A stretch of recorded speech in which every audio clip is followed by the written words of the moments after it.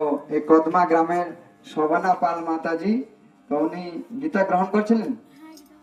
আচ্ছা, গীতা উনি সংগ্রহ করলেন।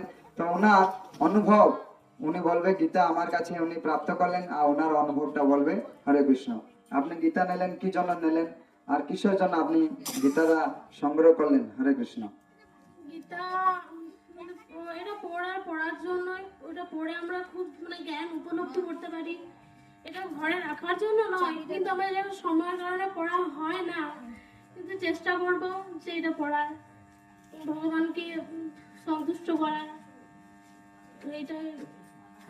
আর আমরা আপনার গ্রামে এই 2 দিন ধরে সন্ধ্যা আরতি, ভজন কীর্তন, নগর সংকীর্তন আমরা করলাম। এসব অনুষ্ঠান দেখে আপনার কি অনুভূতি এলো?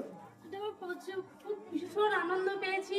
আর আপনাদের পদধূলি আমাদের গ্রামে পড়েছে, এটা আমাদের ভীষণ সৌভাগ্য।